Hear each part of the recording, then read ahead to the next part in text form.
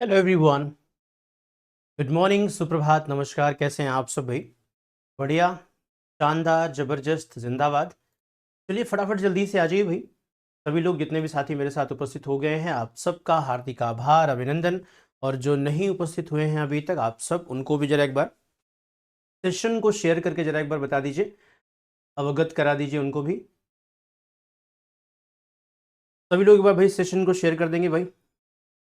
जितने भी साथी मेरे साथ उपस्थित हो गए हैं, आप सभी जरा सेशन को शेयर करके सभी को बता दीजिए।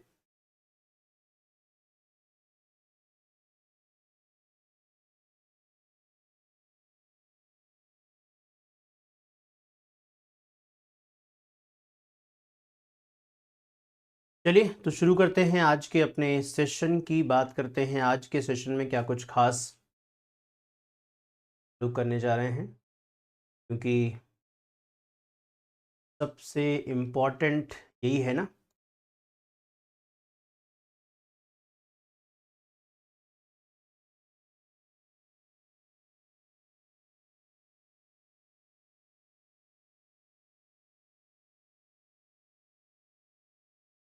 तो कल हम लोग शिक्षण विधियों के कुछ प्रश्न करे किए थे ना हम लोगों ने। शिक्षण विधियों से संबंधित कुछ प्रश्न कल हम लोगों ने किए थे, और आज उसके आगे बढ़ते हैं। कल हमने कुछ कॉन्सेप्ट आपको सिखा दिए थे, समझा दिए थे। आई होप आज उसके आगे बढ़ेंगे हम लोग और बात करेंगे कि आज के सेशन में कौन कौन से प्रश्न हैं। चलिए सीधे प्रश्नों पर ले चलते हैं। बहुत सारे साथी हमारे साथ उपस्थित हो गए हैं। बिल्कुल आप सभी को भी होलिका दहन की ढेर सारी शुभकामनाएं। आज चूंकि होलिका दहन होगा, यानी कि होली जो जलाई जाती है। आप सबको कहानी पता है कि कैसे होलिका जो है भक्त प्रहलाद को लेकर अग्नि में, क्योंकि उनको वरदान प्राप्त था कि उनको अग्नि जला नहीं सकती, तो उनका कोई बात नहीं लाइए। हिरण्यकशिपु जो है उनको बड़ा समस्या, बड़ा परेशान कर दिए थे उनके उनके पुत्र भक्त प्रहलाद ने। तो उनका एक काम करना, तुम ही जो है, उनकी बहन थी तो उनका तुमको वरदान प्राप्त, इसको आग में लेके बैठ जाओ और इसको निपटा दो, तुम तो जलोगी नहीं। लेकिन वही ना, बुरे काम का बुरा नतीजा। तो उस उपलक्ष्य में हम लोग होलिका दहन भी करते हैं और कल होलिकोत्सव भी होगा। तो चलिए शुरू करते हैं आज के अपने सेशन को। आप सबको हार्दिक आभार, अभिनंदन, शुभकामनाएं ढेर सारी सबको।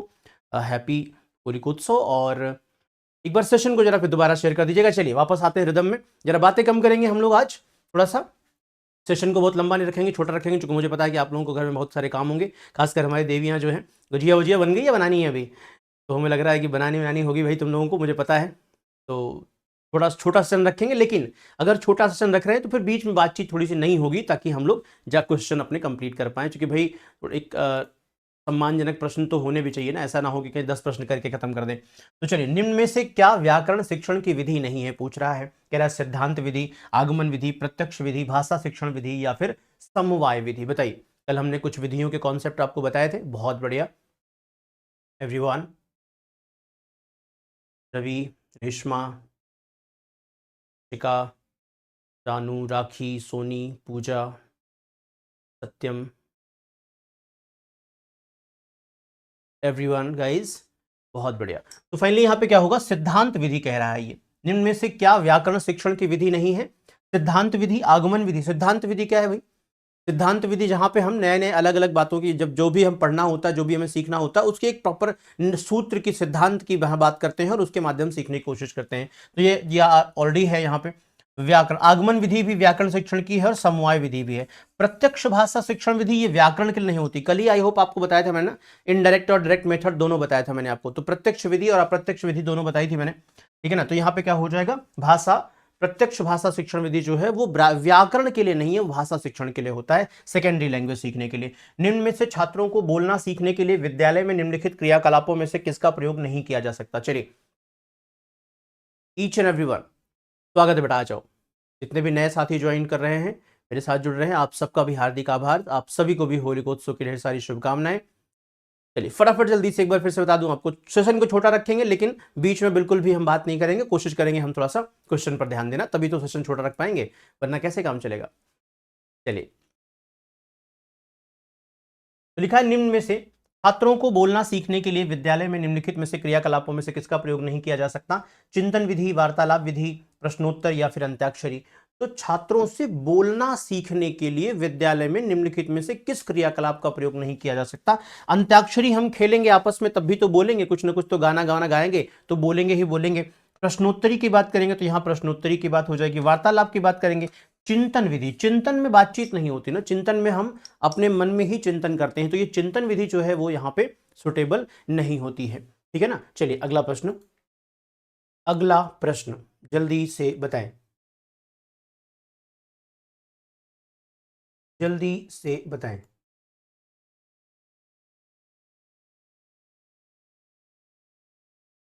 गुड।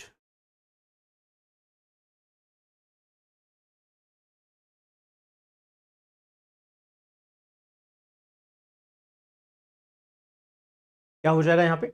निम्न में से किसे पाठ योजना निर्माण का सर्वाधिक लाभ मिलता है? किसे पाठ योजना निर्माण का सर्वाधिक लाभ मिलता है? पाठ योजना निर्माण, शिक्षक को, विद्यार्थी को, प्रिंसिपल को, या पाठ योजना के निर्माण से हानि होती है? पाठ योजना के निर्माण से हानि कभी नहीं होती। यहां प्रिंसिपल का मतलब ही नहीं है, क्योंकि शिक्षण प्रक्रिया में दो लोग शामिल होते हैं, एक शिक्षक एक शिक्षार्थी। ठीक है ना, दो लोग शामिल होते हैं। तो पाठ योजना निर्माण का सर्वाधिक लाभ किसे मिलता है? अगर आप पाठ योजना निर्माण करते हैं तो बच्चे, हालांकि लाभ दोनों को है, शिक्षक को भी है शिक्षार्थी को भी है, लेकिन हम पेडागोजी में क्या पढ़ते हैं कि हमें शिक्षार्थी की बात करनी है, विद्यार्थी की, चाइल्ड सेंट्रिक करना है। जो भी पाठ का योजना बनाते हैं वो किसको आधार बनाकर बनाते हैं? शिक्षार्थी को आधार बनाकर बनाते हैं। तो जाहिर सी बात है फायदा भी किसको होने वाला है? शिक्षार्थी को ही फायदा होने वाला है इसका ना। शिक्षक को फायदा ये होता है कि इसे पाठ योजना बना के पढ़ाने में क्या होता है कि बेहतर शिक्षण हो सकता है ना, आपका पाठ्यक्रम समाप्त होने में समस्या नहीं होती है इन सब चीजों को लेके। लेकिन हमारा उद्देश्य वो है नहीं है ना, पेडागोजी का उद्देश्य वो तो है नहीं। तो यहाँ पे क्या हो जाएगा? व्याकरण शिक्षण की प्राथमिक स्तर पर सबसे उचित विधि बताइए। प्राइमरी लेवल पर व्याकरण शिक्षण की सबसे उचित विधि पूछ रहा है, सबसे अच्छी विधि कौन सी है बताइए सभी लोग। व्याकरण शिक्षण की प्राइमरी लेवल पर जो सबसे अच्छी विधि है, इसके बारे में भी हम चर्चा कर चुके हैं ना कि सबसे अच्छी विधि कौन सी मानी जाती है खासकर प्राइमरी लेवल के लिए? सबसे पहले उदाहरण जिसमें सिखाया जाए, उसके बाद फिर उदाहरण के बाद फिर हमें नियम सिखाया जाए, ये सबसे अच्छी विधि होती है। और ये विधि किस क्या कहलाती है? ये आगमन विधि कहलाती है ना। एकदम सिंपल हलवा प्रश्न है। अगला है कॉलम ए, इसमें कुछ दिखाई दे रहा है आप लोगों को? ये थोड़ा सा बहुत ही वो हो गया है ना, फिलहाल चलिए पढ़ लेते हैं, हम पढ़ के सुनाते हैं। कॉलम ए में भाषा शिक्षण विधियां हैं और कॉलम बी में उनकी समझ या संबंधित गतिविधियां हैं। मिलान करें। संप्रेषणात्मक शिक्षण भाषा शिक्षण, सामाजिक रूप से स्वीकृत और संदर्भ के अनुरूप भाषा, प्रत्यक्ष विधि, मौन पठन, व्याकरण अनुवाद, लिखित साहित्यिक सामग्री, वेस्ट की नवीन विधि, व्याकरण को आगमनात्मक तरीके से पढ़ाना। बताइए यहां पर कौन सा कूट किससे मिलान करेगा, कौन सा कूट किससे मिलेगा? अब यहां पर अगर हम देखें तो यहां लिखा है संप्रेषणात्मक भाषा शिक्षण विधि। संप्रेषणात्मक ये क्या है? सामाजिक रूप से स्वीकृत, क्योंकि संप्रेषण का मतलब होता है बातचीत करना ना। बातचीत करने की जब हम बात करते हैं यहाँ पे, तो सीधी सी बात है ये सामाजिक रूप से ही जब जाएंगे, समाज में जाएंगे, उससे ही बातचीत करेंगे। सामाजिक रूप से स्वीकृत और संदर्भ के अनुरूप विधि है, बहुत बढ़िया। दूसरा क्या लिखा? प्रत्यक्ष विधि।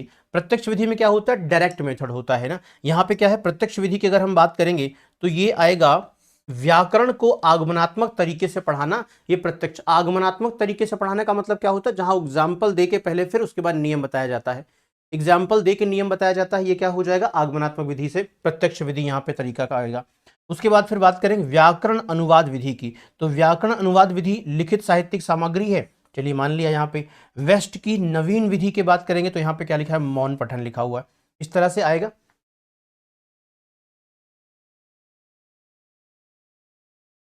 व्याकरण अनुवाद विधि में व्याकरण को आगमनात्मक तरीके से पढ़ाना, नहीं ठीक है, यहाँ पे ऑप्शन नंबर सी हो जाएगा। क्लियर है? ठीक है ना, ऑप्शन नंबर सी ही सही है, इसके अलावा और कोई नहीं हो सकता। अगला बताइए, कक्षा में मातृभाषा को स्थान न देना किस विधि की विशेषता है? कक्षा में मातृभाषा को स्थान न देना के बारे में भी हम लोग चर्चा कर चुके हैं कि जहां पर इंग्लिश अगर हम पढ़ रहे हैं तो इंग्लिश में ही पढ़ेंगे, हम मातृभाषा को यहां पर नहीं करेंगे। डायरेक्ट, इसे कहते हैं डायरेक्ट मेथड में मातृभाषा को स्थान नहीं दिया जाता।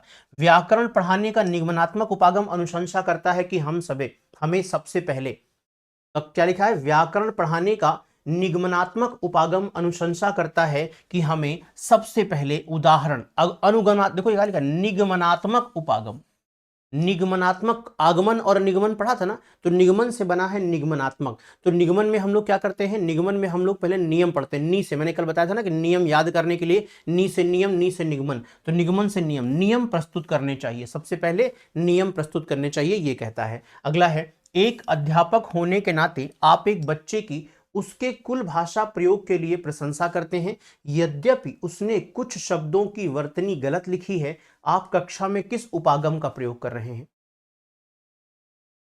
आप कक्षा में किस उपागम का प्रयोग कर रहे हैं, जल्दी से बताइए। कह रहा है कि एक अध्यापक होने के नाते आप एक बच्चे की उसके कुल भाषा प्रयोग के लिए प्रशंसा करते हैं, यद्यपि उसने कुछ शब्दों की वर्तनी गलत लिखी है, आप कक्षा में किस उपागम का प्रयोग कर रहे हैं? कक्षा में किस उपागम का प्रयोग कर रहे हैं? तो समग्र भाषा, संप्रेषणात्मक भाषा, या फिर रचनावादी भाषा, या फिर संरचनात्मक भाषा। क्या है? संरचनात्मक। तो क्या हो जाएगा, क्योंकि आप भाषा प्रयोग के लिए प्रशंसा करते हैं तो समग्र भाषा, क्या है ये, समग्र भाषा का प्रयोग कर रहे हैं। समझ आ रहा है सबको? बस बहुत ध्यान से पढ़िएगा, आराम से पढ़ रहे हैं, समझ सबको आएगा, क्योंकि कल जो कॉन्सेप्ट समझा है लगभग लगभग उसी के बेस्ड पे हैं ना। ज्यादातर प्रश्न जो है बस तरीके बदले हैं पूछने के, बट ज्यादातर प्रश्न उसी के बेस्ड पे, कॉन्सेप्ट वही है जो कल हम लोगों ने पढ़ा था, उससे मिलता जुलता आपको दिखाई दे रहा होगा। निम्नलिखित परिदृश्य में किस प्रकार की भाषा घटना का वर्णन किया गया है? किस प्रकार की भाषा घटना का वर्णन किया गया है? लिखा है, दोस्तों के साथ एक समूह चर्चा के दौरान राज बारी बारी से हिंदी और अंग्रेजी का इस्तेमाल करता है। कभी कभी वह हास्य के लिए, अपनापन व्यक्त करने के लिए हिंदी मुहावरे का अभिव्यक्त के प्रयोग करता है, जबकि अन्य समय वह तकनीकी शब्दों के लिए औपचारिकता। ये क्वेश्चन कल ही किया था हमको, कल या परसों किया था, कब किया था क्वेश्चन, किया था ना, जिसमें क्या होता है कोड स्विचिंग, और मैंने कल कोड स्विचिंग और कोड मिक्सिंग बताया भी था आपको। सेम, यह अकादमिक भाषा, सेम क्वेश्चन देखो यहाँ पे आ गया। रिपीट हो रहा है क्या? नहीं ना, बाकी सारे नहीं थे, वही यही दोनों थे।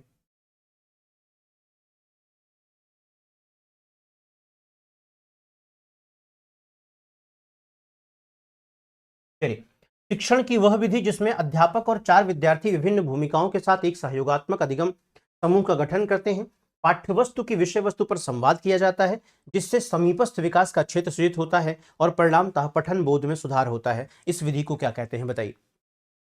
इस विधि को क्या कहते हैं? क्या कहते हैं? मॉडल पठन नहीं, व्याकरण अनुवाद नहीं कहते हैं, इसे हम पारस्परिक शिक्षण कहते हैं। क्या कहते हैं? पारस्परिक शिक्षण कहते हैं।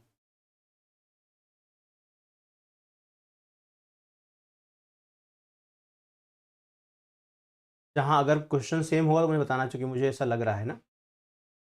कौन सा उपागम विधि बच्चों को भाषा की भाषा, उनकी अपनी सहजता भाषा,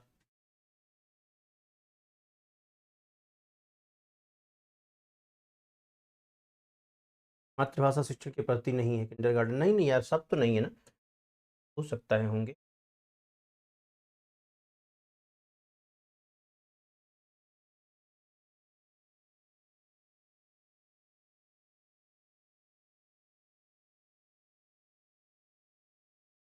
अभी तक नहीं आ रहे थे, अभी थोड़े से आ रहे थे, पार कर जाते हैं इसको। व्याकरण सिखाने के लिए कौन सा उपागम इस मत को प्रोत्साहित करता है कि भाषा अधिगम नियमों को सीखने से संबंधित है? चलो आ जाओ, अभी सही है। तो क्या लिखा है, व्याकरण सिखाने के लिए, व्याकरण सिखाने के लिए कौन सा उपागम इस मत को प्रोत्साहित करता है कि भाषा अधिगम नियमों को सीखने से संबंधित है? बताइए, भाषा अधिगम नियमों को सीखने से संबंधित है, तो नियमों को अगर सीखना है तो क्या होगा, निगमनात्मक हो जाएगा ना। यहाँ पे अगला बताइए, लेखन शिक्षण की मुख्य विधि नहीं है, पेस्टोलॉजी, मॉन्टेसरी, व्याख्या विधि, कौन सी नहीं है? मुख्य विधि। लेखन शिक्षण की मुख्य विधि नहीं है तो इसे व्याख्या विधि कहते हैं। व्याख्यान विधि लेखन शिक्षण के लिए नहीं है, वहां पे क्या होता है?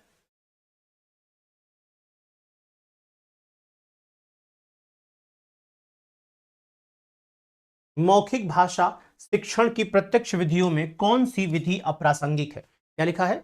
मौखिक भाषा शिक्षण की विधियों में कौन सी विधि अप्रासंगिक है? बताइए, वार्तालाप, भाषण, गद्य शिक्षण, अभिनय। अब बताइए, यानी कि मौखिक भाषा, वर्बल कम्युनिकेशन, वार्तालाप करोगे तो मौखिक भाषा होगी, वर्बल कम्युनिकेशन होगा, भाषण दोगे तो मौखिक भाषा होगा, अभिनय करोगे मौखिक भाषा होगी, गद्य शिक्षण करोगे वहां मौखिक मौखिक भाषा का ये कौन सी प्रासंगिक नहीं है, अप्रासंगिक है, यानी कि ये प्रासंगिक नहीं है गद्य शिक्षण। बाकियों में मौखिक भाषा का शिक्षण प्रासंगिक है। अगला है, प्राथमिक स्तर पर भाषा सीखने की सरल स्वाभाविक विधि क्या है? प्राथमिक स्तर पर भाषा सीखने की सरल स्वाभाविक विधि क्या है, जल्दी से बताएं। संसर्ग अथवा अनुकरण विधि, अनुवाद विधि, प्रत्यक्ष शिक्षण विधि या फिर रचना विधि। क्या हो जाएगा? संरचना विधि, प्रत्यक्ष शिक्षण विधि, अनुवाद विधि और संसर्ग अथवा अनुकरण विधि। क्या हो जा? प्राथमिक स्तर पर बच्चा सीखता कैसे है? अनुकरण करके और आत्मसात करके। तो क्या बनेगा? संसर्ग अथवा अनुकरण विधि। पाठ्य सामग्री में आए कठिन शब्दों को समझाने के लिए अध्यापक पहले उन शब्दों को मातृभाषा में अनुवाद करती है। यह विधि, जिसमें विभिन्न अध्यापन विधियां समावेशित की जाती हैं और शिक्षार्थियों की आवश्यकता के अनुरूप अनुकूलित की जाती हैं, उसे किस रूप में जाना जाता है? क्या लिखा है बताओ। बिल्कुल निश्चिंत रहें, आप परेशान न रहें, हमको जहां लगेगा हम आगे बढ़ जाएंगे, जहां मुझे दिखाई देगा कि ऐसा कुछ हुआ है।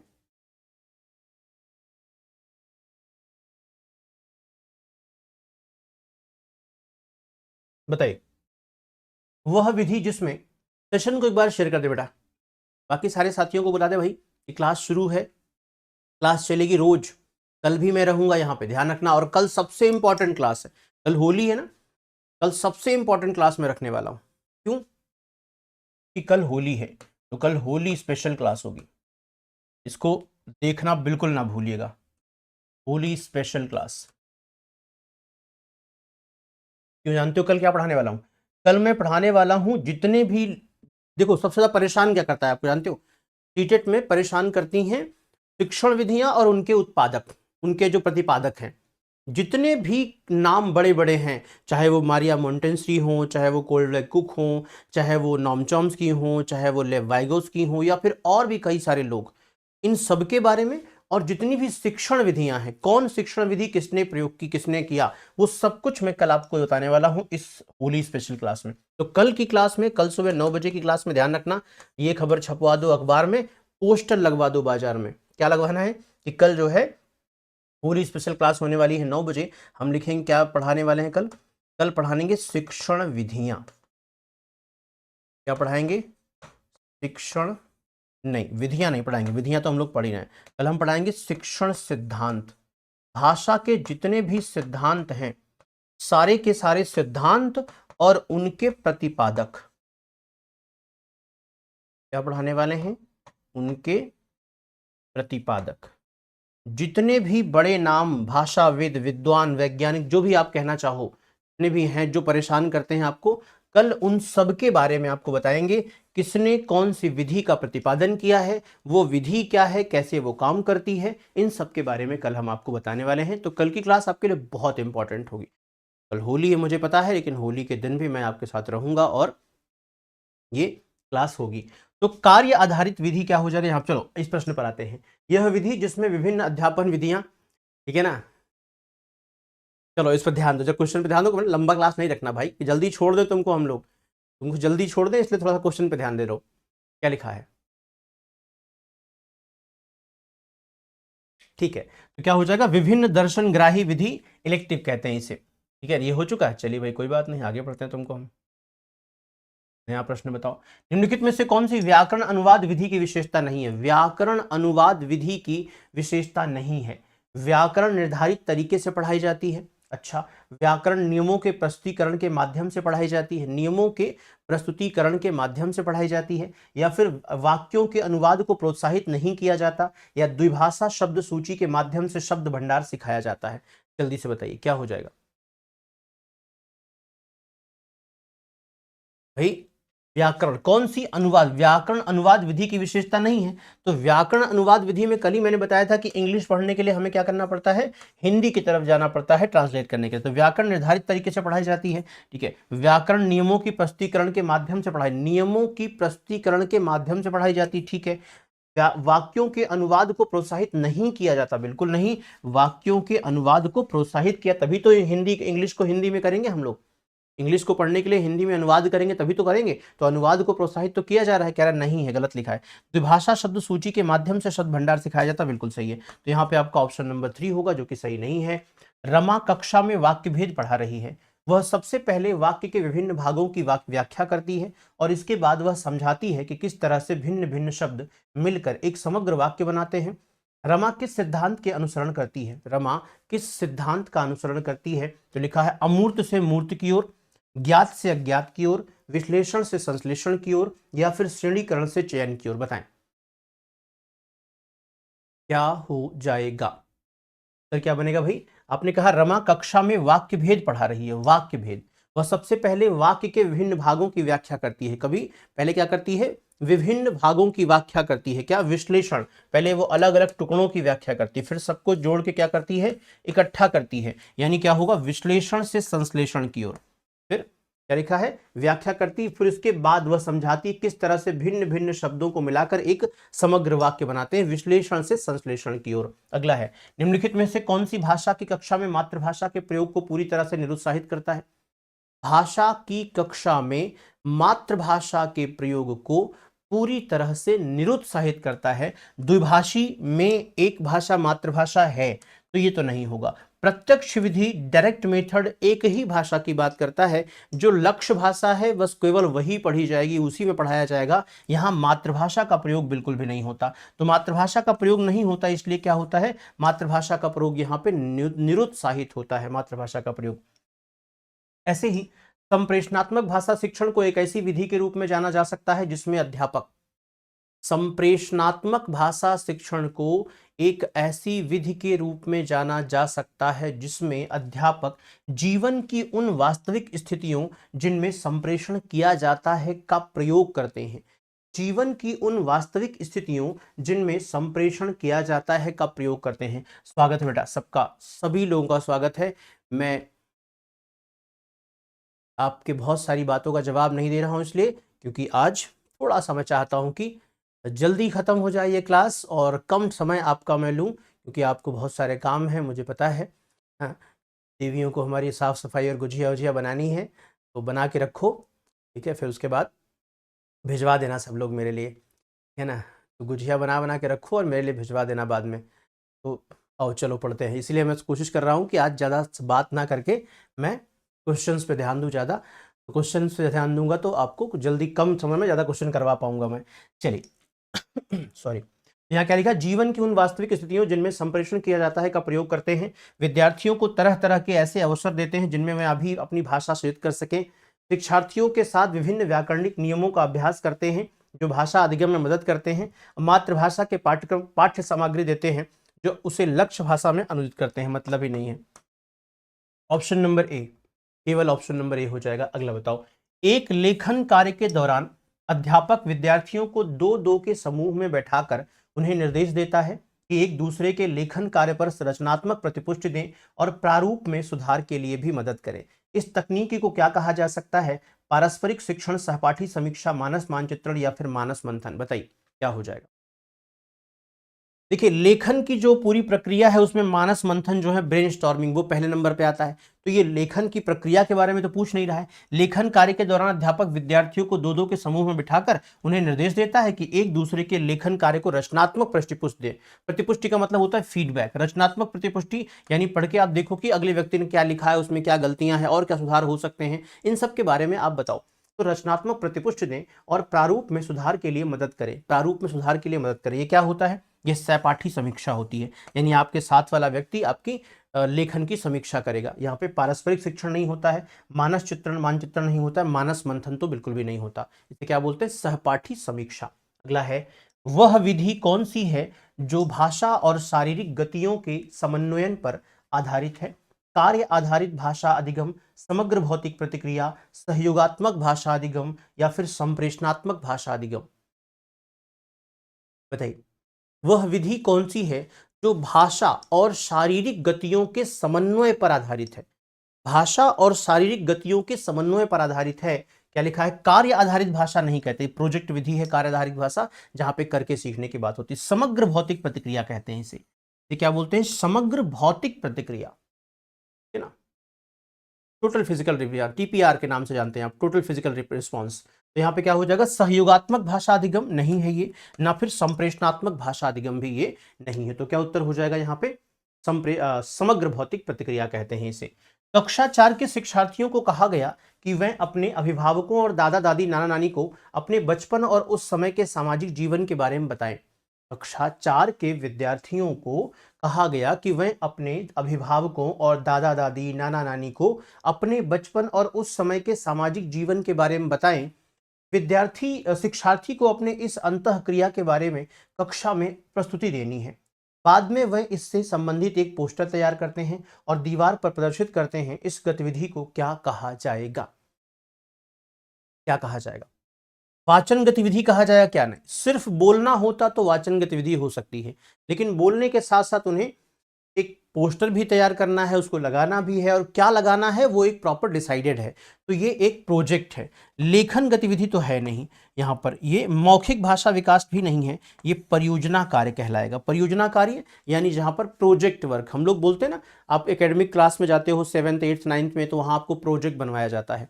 वो जो प्रोजेक्ट बनवाया जाता है वो क्या है, उसका संबंध किससे है? इसी से तो है ना। वो जो प्रोजेक्ट बनाते हो आप लोग, वो प्रोजेक्ट क्या है? ऐसे ही तो चार्ट बना के ले जाते हैं हम लोग, फिर वहाँ पे उसको उसके बारे में बताते हैं, चार्ट में हमने क्या क्या की, कैसे कैसे किया। तो यही तो वहाँ भी कह रहा है कि आप जो एक पोस्टर बनाएगा और पोस्टर को दीवार पे लगाना है, फिर उससे संबंधित बातें करनी है या बताना है जो आपको बताना है ना, तो वही सारी चीज़ें। भाषा की अध्यापिका वाक्य प्रतिरूपों के दोहराव पर अधिक बल दे रही हैं। भाषा की अध्यापिका वाक्य प्रतिरूपों के दोहराव पर अधिक बल दे रही हैं, बजाय कि उनके अर्थ समझने पर। वह किस विधि का प्रयोग कर रही हैं? बताइए। वो अर्थ नहीं समझ रही हैं, बल्कि वो वाक्य के प्रतिरूपों पर अधिक बल दे रही हैं। क्या लगता है आपको?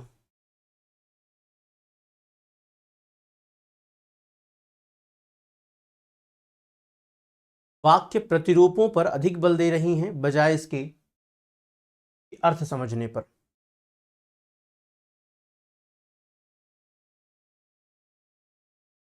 गुड, बहुत बढ़िया। फाइनली आपने क्या दिया, तो यहाँ पे क्या होगा, इसे बोलते हैं श्रव्य भाषिक विधि। ये क्या बोलते हैं? श्रव्य भाषिक विधि, जहां पर भाषा की अध्यापिका वाक्य प्रतिरूपों के दोहराव पर अधिक बल दे रही है, तो क्या होगा? श्रव्य भाषिक विधि। अगला है, किस कक्षा परिवेश में विद्यार्थियों को उनके पूर्व ज्ञान के आधार पर बेहतर तरीके से समझ बनाने व ज्ञान सृजन के अवसर दिए जाते हैं? ज्ञान सृजन के अवसर दिए जाते हैं। प्रत्यक्ष विधि, श्रव्यभाषिक विधि, रचनावादी विधि या फिर व्याकरण अनुवाद विधि? बताइए। किस कक्षा परिवेश में विद्यार्थियों को उनके पूर्व ज्ञान के आधार पर बेहतर तरीके से समझ बनाने व ज्ञान सृजन के अवसर दिए जाते हैं? प्रत्यक्ष विधि, श्रव्यभाषिक विधि, रचनावादी विधि या फिर व्याकरण अनुवाद विधि? बताइए क्या हो जाएगा? क्योंकि पूर्व ज्ञान के आधार पर बेहतर तरीके से समझाना, पूर्व ज्ञान के आधार पर। कमाल का आंसर दे रहे हैं आप लोग, बहुत बढ़िया प्रश्न था ये, फिर भी काफी अच्छा आंसर दे रहे हैं आप लोग। जिनका गलत हो रहा है ध्यान समझें। पूर्व ज्ञान के आधार पर बेहतर तरीके से समझ बनाना, यानी इसे बोलते हैं रचनावादी विधि। ये क्या बोलते हैं? रचनावादी विधि। ठीक है। इसके अंतर्गत विद्यार्थियों को व्याकरण के नियम निर्धारित रूप से दिए जाते हैं और समझाए जाते हैं। रचनावादी कक्षा परिवेश, प्रत्यक्ष विधि, श्रव्यभाषिक विधि या फिर व्याकरण अनुवाद विधि? बताएं क्या हो जाएगा? क्या हो जाएगा? कुछ आ रहा है समझ में? इसके अंतर्गत विद्यार्थियों को व्याकरण के नियम निर्धारित रूप से दिए जाते हैं और समझाए जाते हैं। यहां पर हो गया रचनावादी कक्षा परिवेश, प्रत्यक्ष विधि, श्रव्यभाषिक विधि या फिर व्याकरण अनुवाद विधि। आपने कहा सर ये क्या हो जाएगा? चूंकि लिखा है यहाँ पे विद्यार्थियों को व्याकरण के नियम निर्धारित रूप से समझाए जाते हैं, तो नियम पहले समझाना है। व्याकरण के नियमों को समझाने में क्या होता है? व्याकरण अनुवाद विधि। कल ही मैंने आपको बताया था व्याकरण अनुवाद विधि दो तरीके से होती है। पहला, यहाँ पर व्याकरण के नियम सिखाना होता है, और दूसरा जहां पर मातृभाषा का प्रयोग करना होता है, यानी कि किसी दूसरी लैंग्वेज को सीखने के लिए संसाधन के रूप में मातृभाषा का प्रयोग करना होता है। दोनों चीजें व्याकरण अनुवाद विधि में आती हैं। पाठ्य वस्तु के कठिन शब्दों के साथ व्यवहार करने के लिए भाषा शिक्षिका पहले शब्दों को मातृभाषा में रूपांतरित करती है और फिर शिक्षार्थियों को उन्हें याद करने के लिए कहती है। वह डैश का प्रयोग कर रही है, व्याकरण अनुवाद पद्धति का प्रयोग कर रही है, प्रत्यक्ष पद्धति का, रचनात्मक उपागम का या संप्रेषणात्मक उपागम का क्या कर रही है? शब्दों के साथ व्यवहार करने के लिए भाषा शिक्षिका पहले शब्दों को मातृभाषा में रूपांतरित करने के लिए, मान लो कि वो शब्द इंग्लिश में थे, उसे क्या करने के लिए कह रही? कह रही पहले हिंदी में रूपांतरित कर लो। मातृभाषा क्या है? हमारी हिंदी। तो मातृभाषा में जो भी मातृभाषा है, फिलहाल मैं अपने परिप्रेक्ष्य में बात कर रहा हूं। तो अगर मान लो हिंदी मातृभाषा है हमारी, तो कह रहे कि पहले मातृभाषा में रूपांतरित यानी ट्रांसलेट करो और फिर शिक्षार्थियों को उन्हें याद करने के लिए कहती है। ऐसा क्या प्रॉब्लम होगा भाई? यहाँ पे क्या होगा? ट्रांसलेट करवा रही है तो क्या होगा? व्याकरण अनुवाद पद्धति यानी व्याकरण अनुवाद विधि। और देखो भाषा में संप्रेषण परक भाषा शिक्षण, संप्रेषण परक भाषा शिक्षण विद्यार्थियों को कक्षा में उद्देश्यपूर्ण बातचीत में भागीदारी निभाने हेतु अवसर देने पर बल देती है, क्योंकि यह बढ़ावा देती है कक्षा कक्ष में स्वतंत्र रूप से मातृभाषा प्रयोग को, पठन में उनके अवबोधन के विकास पर, उनकी लिखित अभिव्यक्ति के विकास पर या लक्ष्य भाषा में वार्तालाप करने संबंधी उनके कौशल में सुधार को। बताइए किसमें बढ़ावा देती है? किसमें बढ़ावा देती है?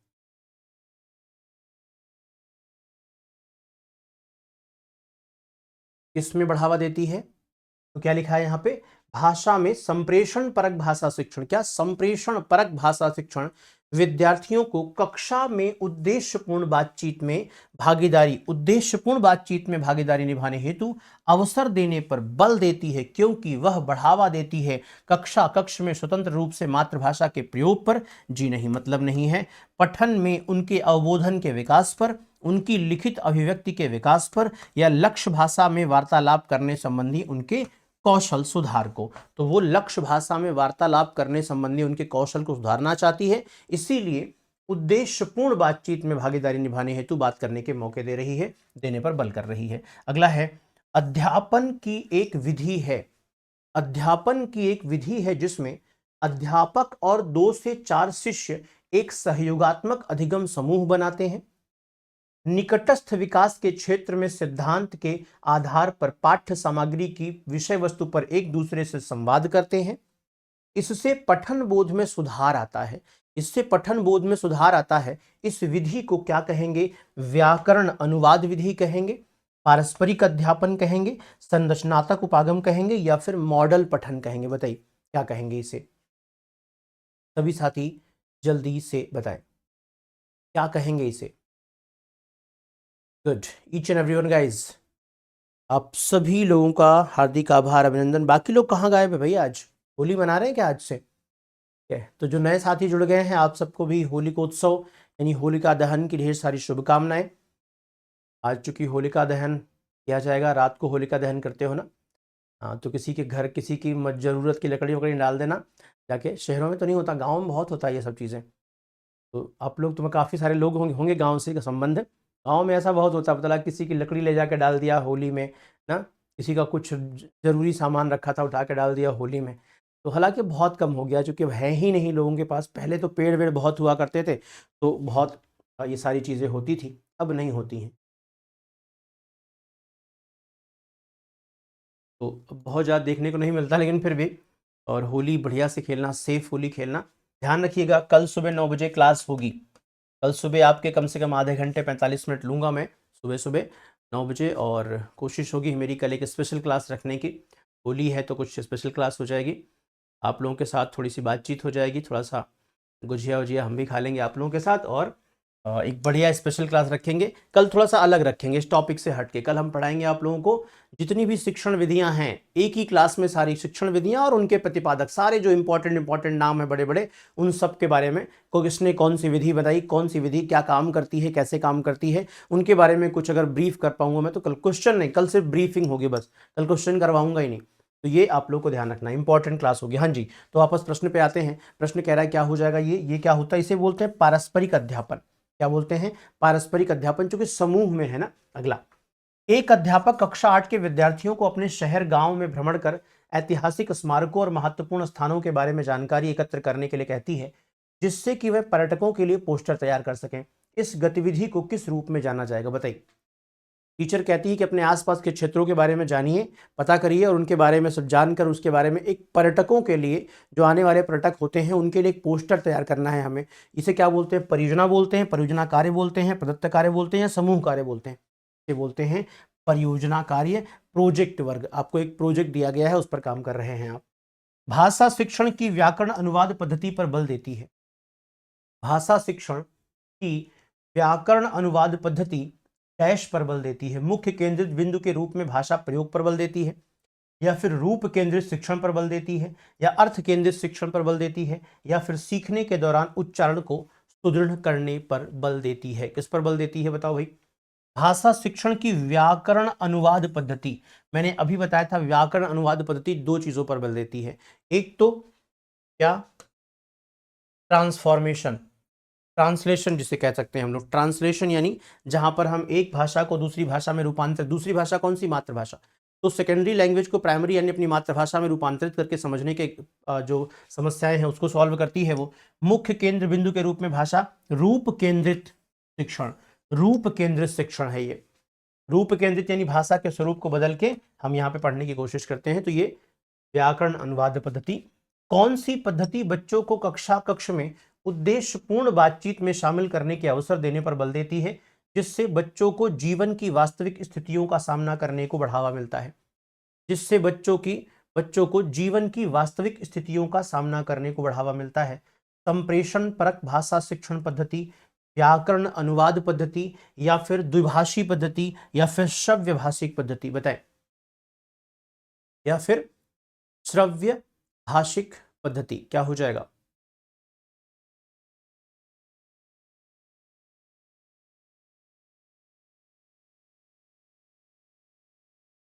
जल्दी बताओ भाई। कह रहा कि कौन सी पद्धति बच्चों को कक्ष में उद्देश्यपूर्ण बातचीत में शामिल करने के अवसर देने पर बल देती है, जिससे बच्चों की जीवन की वास्तविक स्थितियों का सामना करने का बढ़ावा मिलता है? तो यहाँ क्या हो जाएगा? संप्रेषणात्मक भाषा शिक्षण पद्धति। मतलब ही नहीं यहाँ पे ना, अच्छा नहीं, कोई यही तो कह रहा है ना, क्या कर रहा है? बातचीत में शामिल, हाँ बातचीत में शामिल करने के अवसर देने, मतलब संप्रेषण ही होगा, सॉरी व्याकरण अनुवाद होगा नहीं, द्विभाषी पद्धति नहीं होगा, श्रव्य भाषिक नहीं होगा, क्योंकि बातचीत में शामिल करने के अवसर देने पर बल देती है। तो क्या होता है? संप्रेषणात्मक भाषा शिक्षण ही होता है ये, जिसमें बातचीत करने पर हम चीजों को कोशिश करते हैं कि बच्चों को ज्यादा बातचीत करने के अवसर दें ताकि वो आपसी बातचीत से भाषा को समृद्ध कर सकें। वह कौन सी विधि है जिसका उपयोग तभी किया जा सकता है जब अध्यापक सभी विधियों से परिचित हो? व्याकरण अनुवाद विधि एक आती है तो एक का परिचय कर सकते हैं आप। निर्देश यानी प्रत्यक्ष विधि, तो सिर्फ प्रत्यक्ष आती है तो आप कर सकते हैं। गतिविधि आधारित अधिगम, गतिविधि आधारित अधिगम करना है आपको, कोई समस्या नहीं, एक काम चलेगा। विभिन्न दर्शनग्राही एंड एक्लेटिक्स, क्या लिखा है? विभिन्न दर्शनग्राही एक्लेटिक विधि। ये विभिन्न दर्शनग्राही जो है, एक्चुअली इसमें क्या होता है? कई सारी विधियों का सम्मिलन होता है, कई सारी विधियों को मिलाया जाता है, और जब ऐसी कंडीशन हो कि आपको कई सारी विधियों को मिलाकर यहां पर काम करना होता है तो क्या हो जाता है? ये विभिन्न दर्शनग्राही एक्लेटिक विधि क्या होती है? इसमें आपको अन्य अन्य विधियों को भी जानकारी, अन्य विधियों की जानकारी से परिचित होना चाहिए, तभी आप ये काम करते हो। नेक्स्ट की बात करते हैं, व्याकरण अनुवाद विधि में व्याकरण कैसे पढ़ाई जाती है? व्याकरण अनुवाद विधि में व्याकरण कैसे पढ़ाई जाती है? आगमनात्मक रूप से, निगमनात्मक रूप से, बिना किसी व्याख्या के, या फिर बनावटी रूप से? बताइए। व्याकरण अनुवाद विधि में व्याकरण कैसे पढ़ाई जाती है? तो सिंपल सी बात है, व्याकरण अनुवाद विधि में पहले नियम पढ़ाए जाते हैं, निगमनात्मक। क्या होता है? निगमनात्मक। क्योंकि हम दूसरी भाषा को व्याकरण सीखने के बाद सीखने की कोशिश करते हैं। अगर दूसरी भाषा को आपको सीखना है तो उसका व्याकरण सीख लो, आपको भाषा अपनी आने लगेगी। तो ये पूरा का पूरा प्रक्रिया है निगमनात्मक रूप से। कैसे? निगमनात्मक रूप से हम लोग ये काम करते हैं। तो ये उत्तर हो जाएगा। एक क्वेश्चन और करते हैं, भाषा शिक्षण के लिए प्रत्यक्ष विधि में किन दो घटकों का प्रयोग किया जाता है? भाषा शिक्षण के लिए प्रत्यक्ष विधि के किन दो घटकों का प्रयोग किया जाता है? प्रत्यक्ष विधि यानी डायरेक्ट मेथड की बात करता है। तो श्रव्य भाषिक और श्रव्य दृश्यात्मक, ठीक है। श्रव्य भाषिक और व्याकरण अनुवाद नहीं होगा, चूंकि ये प्रत्यक्ष विधि नहीं हो सकता ना, डायरेक्ट मेथड। श्रव्य भाषिक और विधि संरचनात्मक उपागम नहीं होगा, श्रव्य भाषिक विधि और संप्रेषणात्मक उपागम नहीं होगा। तो ऑप्शन नंबर ए हो जाएगा यहाँ पे। Option number A is the right answer. अगला बताइए, संज्ञानात्मक अकादमिक भाषा निपुणता यानी CALP ना, कॉग्निटिव एकेडमिक लैंग्वेज प्रोफिशिएंसी, किससे संबंधित है? विषयों के संबंधित औपचारिक अकादमिक अधिगम से, या फिर अंग्रेजी साहित्य के लिए औपचारिक अकादमिक अधिगम से, या फिर वाद विवाद में कौशल में सुधार के लिए? जी नहीं। केवल मनोविज्ञान? जी नहीं। किसी भाषा संबंधी नहीं है, किसी भी विषयों से संबंधित, किसी भी विषय से संबंधित हो सकता है, ये किसी एक से नहीं है, क्योंकि यहाँ पे क्या लिखा है, यहाँ पे संज्ञानात्मक, कॉग्निटिव, एकेडमिक, लैंग्वेज प्रोफिशिएंसी। वो लैंग्वेज कोई भी लैंग्वेज हो सकती है, उसमें कोई बाउंडेशन नहीं कि नहीं बस यही लैंग्वेज होगी, इसके अलावा कोई और लैंग्वेज नहीं होगी, ठीक है ना। तो ये तो रहे हमारी आज का सेशन, जिसको आप लाइक एंड शेयर कर सकते हैं। और इसके बाद जो सबसे इंपॉर्टेंट इंफॉर्मेशन आपके लिए है वो ये है भाई, कि चूंकि आपको पता है कि दिवाली तो है ही है, सॉरी क्षमा चाहेंगे, वो होली में ऐसे ही होता है ना, होली में भांग का असर पहले ही होना शुरू हो जाता है। हालांकि मैं ऐसे किसी मादक पदार्थ का प्रयोग नहीं करता, लेकिन तो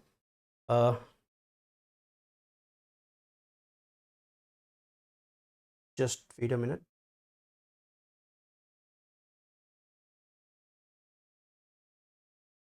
कोई बात नहीं। तो बेसिकली क्या हो रहा है कि होली जो है का त्यौहार, आज होलिकोत्सव है और कल होली खेली जाएगी। तो होली के इस पावन पर्व पर यानी उपलक्ष्य पर, रंगोत्सव के इस पावन पर्व पर आप सबको टेक्स्ट बुक भी एक ऑफर दे रहा है। पहले ही मैंने बोला था आपसे कि 13 तारीख यानी आज से शुरू हो जाएगा। आज 12 बजे से आपको एक ज़बरदस्त ऑफर मिलने वाला है। मैं आपको दिखा दूं जरा आपके स्क्रीन पर, यहाँ देखिएगा। तो बिगेस्ट अनाउंसमेंट एवर, आज बिगेस्ट अनाउंसमेंट होने वाली है। UP TGT PGT EMRS DSSB MP TET KVS MP TET BPSC TRE NVS HPSC GHSC के लिए, ये सारी एग्जाम के जो पीजीटी लेवल के एग्जाम्स हैं उनके लिए एक जबरदस्त अनाउंसमेंट होगी। तो जो साथी, चूंकि आप लोग मुझे पता है कि सीटें दे रहे हो, लेकिन इसके अलावा भी जिनको आगे चल के इनमें से कुछ देना है उनके लिए एक जबरदस्त अनाउंसमेंट भी है। यानी सीधी सी बात है, ऑफर्स को लेकर अनाउंसमेंट है, तो आप लोग कर सकते हो। और जो लोग टीटेट का बैच अभी तक परचेज नहीं किए उनके लिए सुनहरा मौका ये है कि बस इसी में आप जाके परचेज कर सकते हो, क्योंकि यहां पर सबसे जबरदस्त डिस्काउंट है। मतलब मिनिमम, बहुत ही मिनिमम प्राइस इस बार हो गया है इस बार। तो आपको क्या करना है, लाइव क्लास में जाना है आपको। क्या लाइव क्लास भाई? चलिए, तो जहां पे लाइव क्लास में जाना है, आपकी इसी क्लास के लाइव में जाना है और वहां डिस्क्रिप्शन में चले जाना है। जैसे ही डिस्क्रिप्शन में आप जाओगे, डिस्क्रिप्शन में आपको मिल जाएंगे लिंक सीटेट पेपर 1 के लिए, पेपर 2 के लिए, या फिर अन्य जो वो हैं पेपर हैं, ठीक है ना, उनके लिए। तो आपको क्या करना है भाई, जाके परचेज कर लेना है कॉम्बो पैक के लिए। मिनिमम प्राइस है, सीधे जाओगे तो सीधे आपको प्राइस ज़्यादा मिलेगा, ध्यान रखना। अगर सीधे आप जा भी रहे हो तो आप चले जा सकते हो, लेकिन वहाँ पे मेरा कोड लगा लीजिएगा। अगर आप सीधे एप्लीकेशन पर जा रहे हो सीटेट में, तो AVIRALV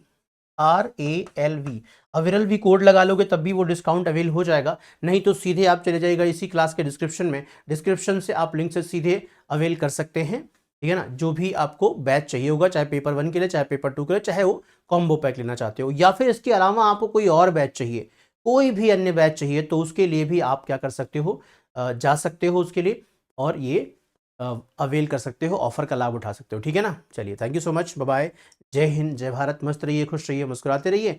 और आप सबको एक बार फिर से होलिकोत्सव यानी होलिका दहन के लिए सारी शुभकामनाएं। कल सुबह 9 बजे फिर से मुलाकात होगी आपसे, और कल हमारी मुलाकात होगी तो कल एक जबरदस्त बढ़िया वाला टॉपिक आपके लिए लेकर आया हूं, विदाउट एनी क्वेश्चन। कल थियरी पढ़ेंगे हम लोग, कंप्लीट थियरी पढ़ेंगे। कल मैं आपको एक ही क्लास में सारी की सारी शिक्षण विधियां और उनसे संबंधित जो भी लोग हैं, चाहे वो लेव वाइगोस की हों, चाहे वो आपके नॉम चॉम्स्की हों, या फिर कोल्विक कुक हों, या फिर हेनरी हों, या फिर अन्य जितने भी लोग हैं, उन सब के बारे में कल मैं आपको बताने वाला हूं कि कौन कौन लोग हैं जिन्होंने क्या क्या प्रतिपादित किया है, कौन कौन सी विधियां प्रतिपादित की हैं, और उनका नाम क्या है, वो कैसे प्रयोग होने वाली हैं, उनमें क्या खास बात है जो हम अपने पेडागोजी या हिंदी पेडागोजी में यूज कर सकते हैं। और वो क्लास कल जो होगी वो सिर्फ हिंदी नहीं, क्योंकि पेडागोजी तो कॉमन है, कॉन्सेप्चुअल क्लासेस जो होती हैं वो कॉमन होती हैं, मीन्स ज़्यादातर सब में काम आ जाएंगी, तो सबके लिए काम आ सकती है कल की क्लास आपके लिए, तो भूलिएगा मत बिल्कुल। चलिए, मिलते हैं आपसे कल, thank you so much, bye bye, मस्त रहिए, खुश रहिए, मुस्कुराते रहिए।